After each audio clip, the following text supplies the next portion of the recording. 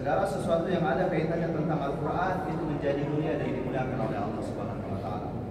Contoh, malaikat Jibril alaihissalam, ya, malaikat Jibril alaihissalam Allah muliakan dia, ya, Allah angkat derajatnya, malaikat yang paling dimuliakan di langit itu karena malaikat Jibril alaihissalam yang membawa Al-Quran kepada Rasulullah. Ya, kemudian, ya, Al-Quran diturunkan kepada Rasulullah. Ya, Al-Quran diturunkan kepada Rasulullah. Jadilah Rasulullah adalah orang yang paling mulia di muka bumi. Ya, Sayyidul Bashar, Sayyidul Anbiya wal Mursalin. Itu karena Al-Quran diturunkan kepada beliau. Al-Quran diturunkan kepada umat Rasulullah sallallahu alaihi wasallam. Ya, jadilah ya umat Rasulullah adalah kuntum khairu ummatin ukhrijat lin-nas. Kalian adalah sebaik-baik umat manusia yang diutus oleh Allah Subhanahu wa Ta'ala. Al-Quran diturunkan di bulan Ramadan. Jadilah bulan Ramadan adalah bulan yang paling mulia di antara semua bulan. Ya, syahrul Ramadan alladzi unzila fihi al-Quran. Bulan Ramadan, ya, bulan Al-Quran diturunkan di malam Lailatul Qadar. Jadilah malam Lailatul Qadar khairun min alfi syahr. Lebih baik daripada 1000 bulan. Ya. Al-Quran diturunkan di Makkah dan Madinah. Jadilah tempat yang paling mulia di muka bumi ini adalah Makkah dan Madinah. Seandainya Al-Quran diturunkan di Lok Semawi, jadilah tempat yang paling mulia dan disucikan di muka bumi adalah Lok Semawi. Maka Al-Quran diturunkan di Makkah dan Madinah. Al-Quran ya diturunkan ya dengan menggunakan bahasa Arab. Jadilah bahasa Arab adalah bahasa yang paling mulia, bahkan satu-satunya bahasa yang Allah jamin sampai hari kemudian adalah bahasa Arab. Seandainya Al-Quran diturunkan dengan bahasa Aceh, maka bahasa Aceh akan dijaga sampai hari kemudian. Jamaah sekalian yang dirahmati oleh Allah Subhanahu wa Ta'ala. Ya, sebenarnya kalau kita maksimalkan metode pelatihan menghafal Al-Quran, saya butuh waktu 5 jam. Kemarin saya presentasi metode pelatihan seperti ini. Kurang lebih kita mulai dari pukul 11 kurang, berakhir pada pukul 4 sore lebih 15 menit. Ya, tapi nggak apa-apa, dengan waktu yang 2 jam, insya Allah saya akan maksimalkan, kita akan dapat substansinya. Ya, boleh tahu? Ya, boleh tahu di antara teman-teman atau sahabat Al-Quran, ya, para hadirin dan hadirat yang ingin menghafal Al-Quran. Boleh tahu ada yang mau menghafal Al-Quran?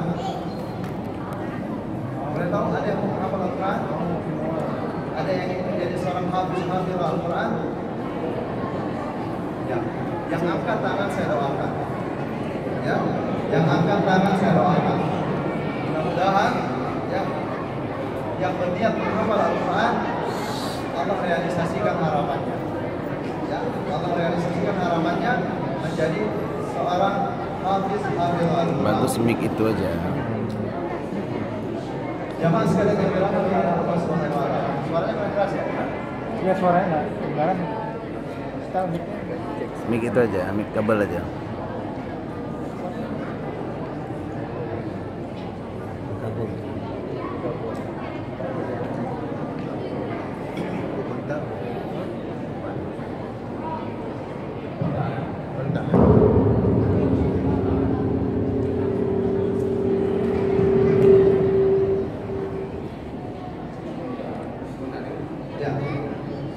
Ada satu kaidah penting teman-teman apabila kita ingin menjadi seorang hafiz Al-Quran.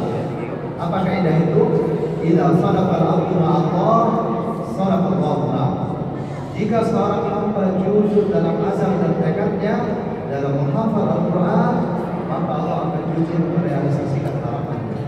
Ya. Jika seorang hamba jujur dalam azam dan tekadnya dalam menghafal Al-Quran, maka Allah akan jujur merealisasikan harapannya.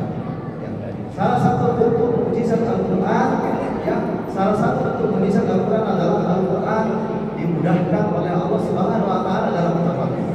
Kita jumpai balita kita yang menghafal Al-Quran. Banyak ya?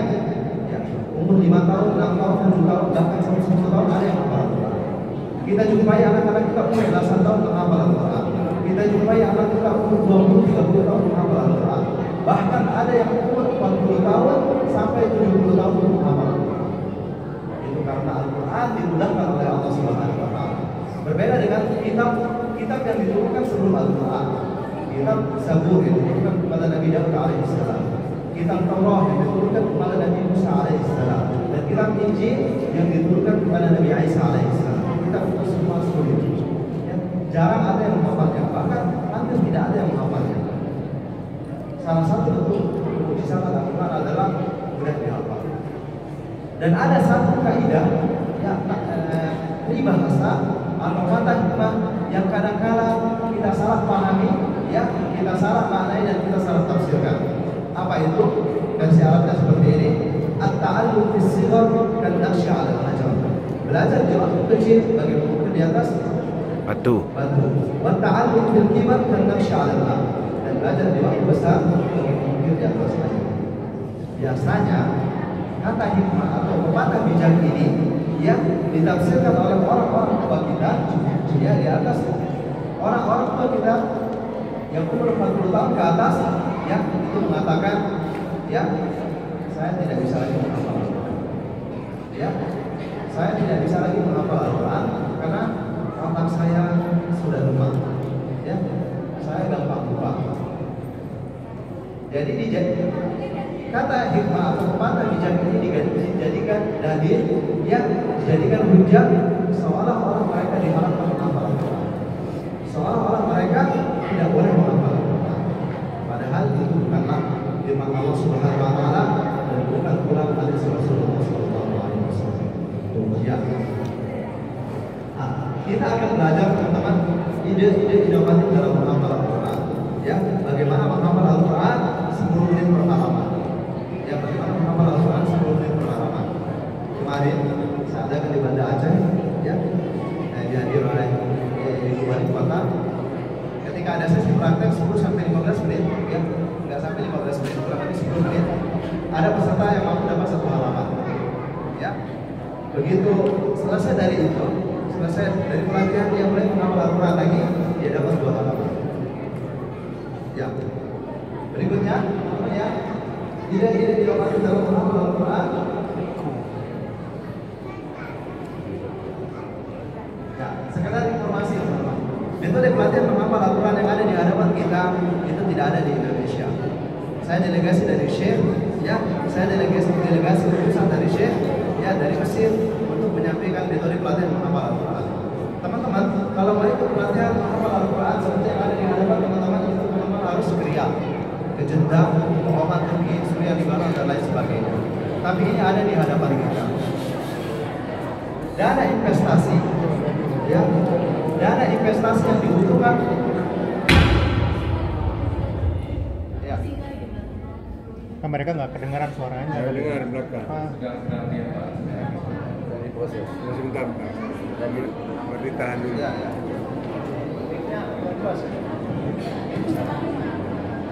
Sampai hari Ustaz.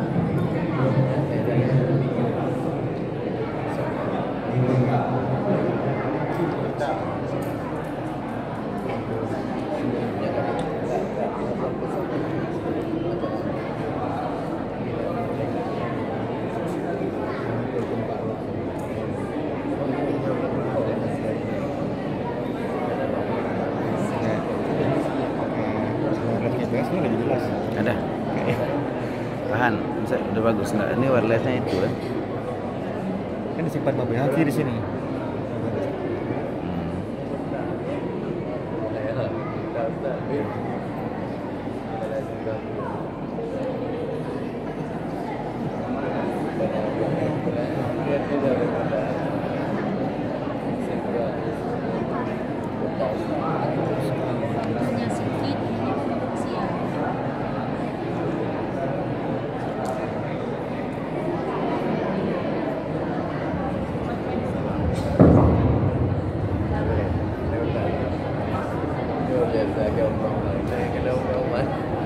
Orang jual pakai kelima gitu deh.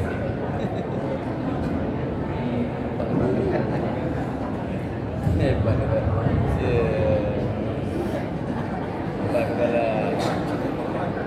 Cek. Nah. Kita lanjutkan, ya. Ya. Hebat sih. Sekedar informasi, Story pula.